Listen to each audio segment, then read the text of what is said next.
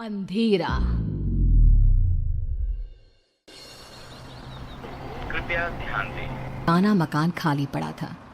आसपास के लोगों का कहना था कि 5 साल पहले मकान में रहने वाला खुराना परिवार रातों रात अचानक गायब हो गया और फिर कभी कोई उस घर में रहने नहीं आया। लेकिन आज सुबह से ही वहाँ चहल पहल थी। किसी मिश्रा परिवार ने घर खरीद लिया था और मिश्रा जी का बेटा अतुल और उसकी नई नवेली पत्नी कविता वहाँ रहने आने वाले थे। सुबह के वक्त अतुल और कविता घर में पहुँचते हैं। अतुल, घर की साफ सफाई तो बहुत अच्छी से हो गई है। हाँ, देखकर लगता नहीं कि 5 साल से बंद पड़ा है।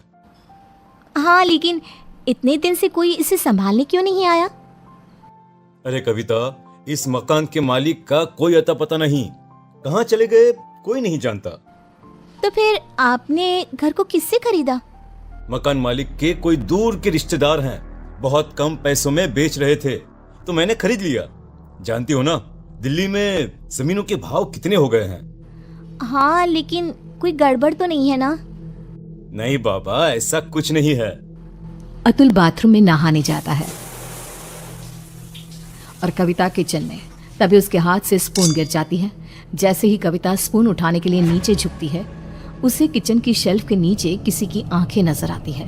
कविता चीख कर बाहर की तरफ भाग आती है। अरे कविता, कविता क्या हुआ? अरे तुम ऐसे चिल्ला क्यों रही थी? क्या हुआ? वहाँ अलमारी के नीचे कोई है। अतुल नीचे झुक कर देखता है और घबरा के पीछे हट जाता है। मैंने कहा था ना, कुछ है वहाँ पर। अतुल, चलो हम यहाँ से चलते हैं। तुम भी ना कविता, वहां कॉकरोच है और कोई भूत नहीं है। एंड आई नो तुम्हें कॉकरोच से कितना डर लगता है। अतुल, मैं सच कह रही हूँ, वहाँ कॉकरोच नहीं बल्कि कुछ और था। किसी की आंखें। मुझे डर लग रहा है, मैं यहाँ नहीं रह सकती। अतुल कविता की बात नहीं सुनता और रात होने की वजह से कविता को सोने के लिए कहता है। डर की वजह से कविता को नींद नहीं आ रही थी। तभी उसकी नजर कमरे की छत पर लगे फैन के पास एक मकड़ी पे जाती है। वो मकड़ी को देखने लगी। देखते ही देखते कविता को एहसास होता है कि मकड़ी का आकार बढ़ता जा रहा है। कविता घबरा कर चीखने की कोशिश करती है, पर तभी वो देखती है कि मकड़ी एक डरावनी शक्ल में बदल गई। अतुल उठो, वो देखो। क्या हुआ कविता? तुम ठीक तो हो ना? क्या हुआ? वो देखो अतुल, वो कौन है? एक छोटी सी मकड़ी, और कौन? इस घर में कुछ अजीब है अतुल, हमें यहाँ नहीं रहना चाहिए। ऐसा कुछ नहीं है, बेकार में डर रही हो तुम। अगली सुबह ब्रेकफास्ट के टाइम पर। कविता, आज मैं ब्रेकफास्ट नहीं कर पाऊंगा, मुझे बहुत देर हो गई है। प्लीज अतुल, कुछ तो खा लो। देखो, मैंने नाश्ता टेबल पर लगा दिया है। प्लीज कविता, तुम फ्रिज में रख दो, मैं निकाल कर खा लूंगा शाम को। ठीक है, ओके बाय। अतुल ऑफिस चला जाता है और कविता किचन में काम करके जैसे ही बाहर निकलती है तो देखती है कि डाइनिंग टेबल पर एक बुजुर्ग औरत और एक आदमी बैठ के ब्रेकफास्ट कर रहे थे। कविता ये देखकर खौफ से भर जाती है। कौन है आप लोग और यहाँ क्या कर रहे हैं? अतुल, बचाओ। क्यों डर रही हो बेटा? मैं इस घर का मालिक हूँ, रंजीत खुराना। और मैं इनकी बीवी रमनदीप खुराना। लेकिन आप लोग तो गायब। मेरा मतलब। किसने कहा? अरे हम तो यहीं रहते हैं, इसी घर में।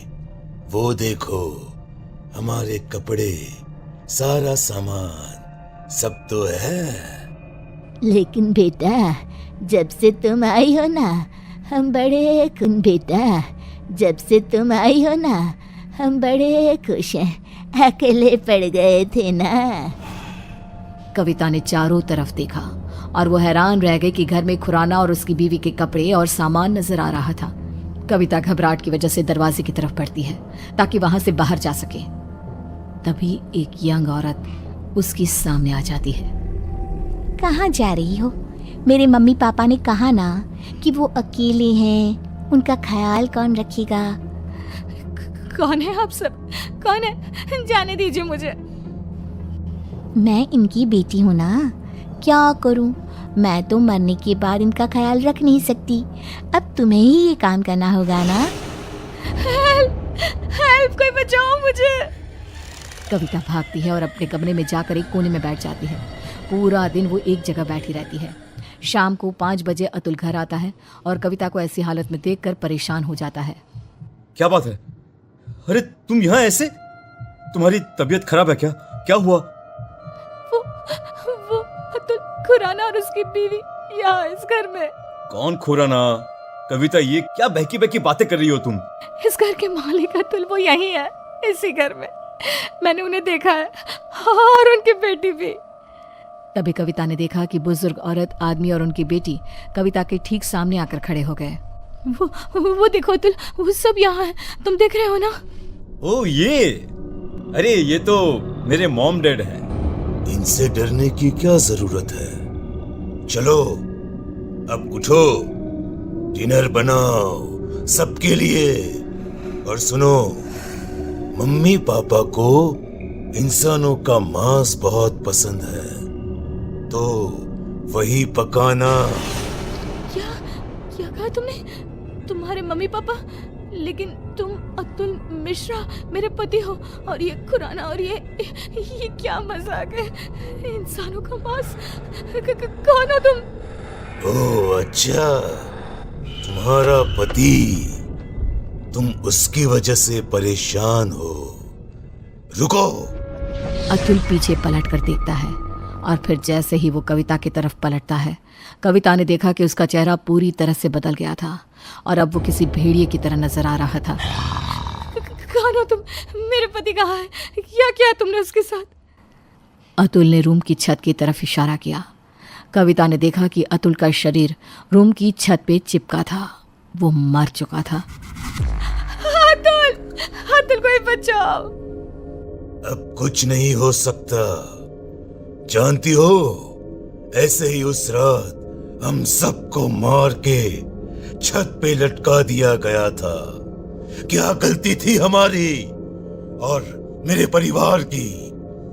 यही इसी फैन के पीछे हमारी डेड बॉडी छुपा दी गई, फॉल सीलिंग करवा के, ताकि किसी को पता ना चले। हम सब यहाँ कैद हैं। लेकिन तुमने मेरे पति को क्यों मारा?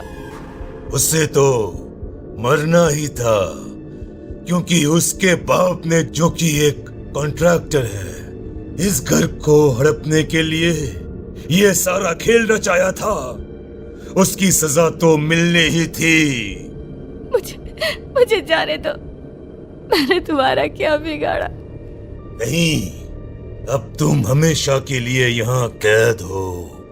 हमारी भूखी तड़पती आत्मा को संतुष्टि करने के लिए एक जिंदा इंसान का इस घर में होना जरूरी है।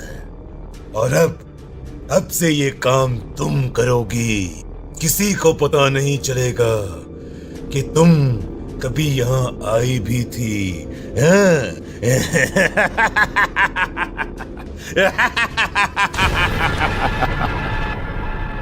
उसके बाद सेक्टर 26 में एक खबर और फैल गई कि खुराना के मकान में रहने आए अतुल और कविता भी अचानक से गायब हो गए।